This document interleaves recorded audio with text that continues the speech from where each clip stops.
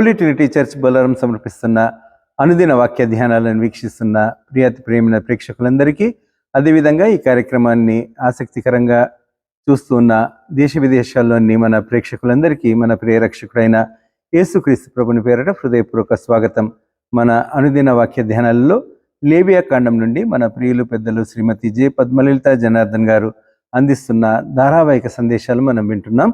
ఈరోజు సమాధాన బలి, పీస్ ఆఫరింగ్ గురించి తెలుసుకుందాం.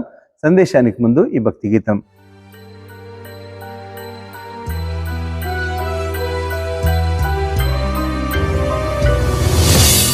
అర్పిస్తున్నాను నన్ను నీ బలిపీఠముపై, మారునుగాక నేను సువాసన బలిగా. నీ అగ్నిని దించుము నా బలిపీఠం పైన, నీ కొరకే మండుచు బూడిదయ్యే వరకు. నీ అగ్నిని దించుము నా బలిపీఠం పైన, నీ కొరకే మండుచు బూడిదయ్యే వరకు. అర్పిస్తున్నాను నన్ను నీ బలిపీఠముపై, మారునుగాక నేను సువాసన బలిగా.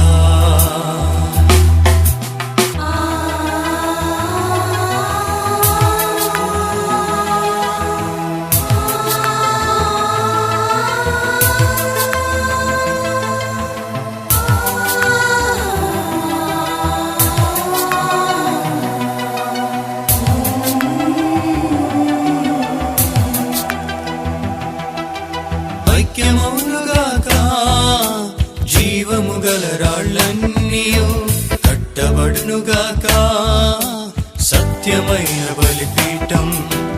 అర్పిస్తాను నా శరీర దురాశలన్నీయు, దిగి వచ్చునుగాక నాలో దేవుని అగ్ని.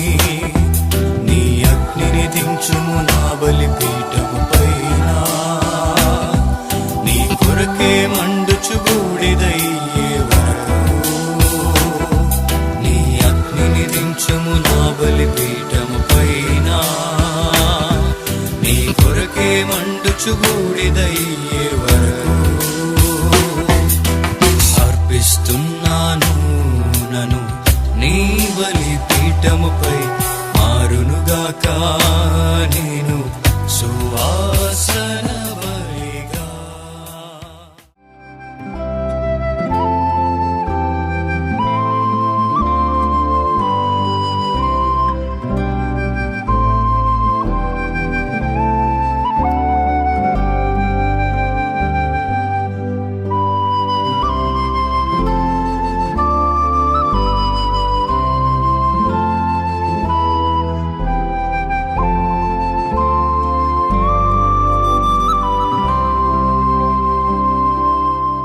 అనుదిన దైవ ధ్యానాలకు స్వాగతం. యేసుక్రీస్తు పరిశుద్ధ నామంలో మీకు అందరికీ శుభములు కలుగురుగాక. ఒక మాట ప్రార్థన చేసుకుందాం. ప్రేమ నమ్మకం గల ప్రభువా, కృపగల తండ్రి, నీ పాదాలకు వందనాలు, స్తోత్రాలు, కృతజ్ఞతలు.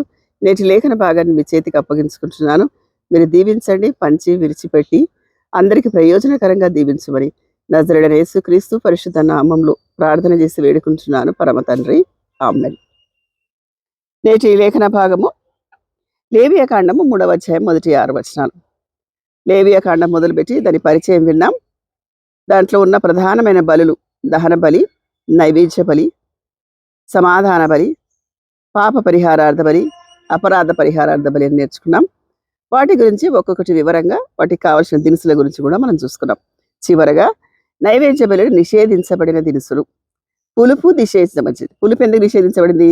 పులుపు దుర్బోధకు, దుష్టత్వానికి అది సాదృశ్యంగా ఉంది కాబట్టి పులుపు నిషేధించబడింది. తేనె మరి తీపే కదా, ఎందుకు నిషేధించబడింది అని మనకు అనుమానం రావచ్చు. తేనె కాలుస్తే అది కూడా పులిపే అవుతుంది, అందుకని తేనెను కూడా నిషేధించారు. నిషేధించబడిన వస్తువులు నేర్చుకున్నాం. ఇప్పుడు ఇంకొక బలి, సమాధాన బలి. ఎంత మంచి పేరుంది దీనికి, సమాధాన బలి అని. లేవియా కాండం 3:1-6 వచనాలు. అతడు అర్పించిన సమాధాన బలి అయిన ఎడల, అతడు గోవులలోనికి తీసుకుని వచ్చిన ఎడల, అది మగదే గాని ఆడుదే గాని యెహోవా సన్నిధికి నిర్దోషమైన దాన్ని తీసుకొని రావలను. తాను అర్పించు దాని తల మీద తన చెయ్యి ఉంచి ప్రత్యక్షపు గుడారం యొక్క ద్వారమున దానిని వధింపవలెను. ఏమి తీసుకురావాలా? తెచ్చిన విశ్వాసి ఏమి చేయాలా? ఈ యాజకుడు ఏమి చేయాలి? ముగ్గురింద్రం. దహన బలికి కావలసిన వస్తువు జంతువు, తెచ్చే విశ్వాసి ఏం చేయాలా, తర్వాత యాజకుడు ఏం చేయాలా? ఏం తీసుకురావాలా? గోవులలో మగదైనా ఆడదైనా ఏముండాలా? లోపం లేనిదై నిర్దోషమైనదై ఉండాలా. దహన బలికైతే కేవలం మగ జంతువు అన్నారు, కానీ ఇక్కడ సమాధాన బలి విషయంలో మగదైనా సరే ఆడదైనా సరే అని సమ్మతించాడు దేవుడు. ఎందుకు? మగది బలానికి ఆడది బలహీనతకు గుర్తుగా ఉంది. కానీ క్రీస్తు కూడా శరీరాన్ని బట్టి బలహీనుడు కానీ ఆత్మను బట్టి బహు బలము కలిగిన వాడై ఉన్నాడు. అందరూ ఇది రూఢిపరుస్తుంది అనమాట. తర్వాత ఈ రెండు ఉన్నాయి, బలం ఉంది, బలం లేనిది. క్రీస్తు అందుంటే కొందరు బలవంతులు ఉంటారు, కొందరు బలహీనులు ఉంటారు. శరీరకంగా బలహీనులు ఉన్న ఆత్మలో బలవంతులు ఉంటారు. ఆత్మలో బలహీనులు ఉండే కొంత శరీరంలో ఉంటే లాభం లేదు. అయినా దయగల దేవుడు అట్టి వారిని త్రోవ చూపి వారికి కూడా తాను భరిస్తూ వస్తాడు. అర్పించే విశ్వాసి ఏం చేయాలా? ఇక్కడ ఉంది చూడండి.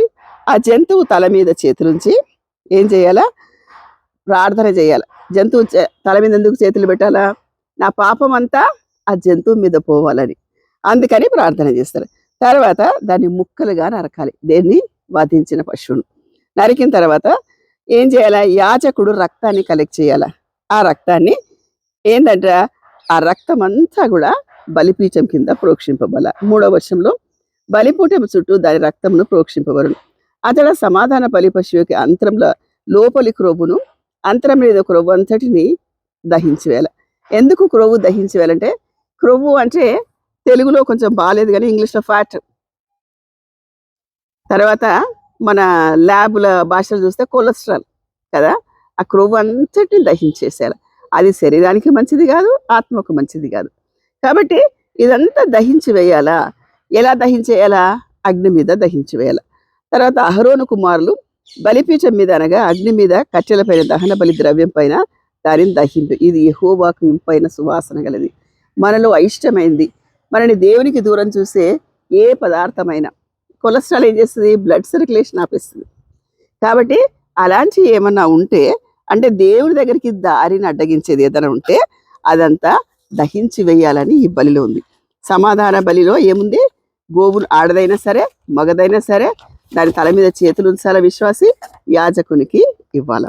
తర్వాత 6వ వచనంలో యెహోవాకు సమాధాన బలిగా ఒకడు అర్పించది గొర్రె మేకలను అయిన ఎడల అది మగదే గాని ఆడదే గాని నిర్దోషమైనది తీసుకొని రావలను. ఇవన్నీ బలులు ఛాయాచిత్రంగా ఉన్నాయి పాత నిబంధన గ్రంథంలో. యేసుక్రీస్తుకు సాదృశ్యంగా ఉన్నాయి. యేసుక్రీస్తు నిర్దోషమైన వాడు, దోషం లేనివాడు.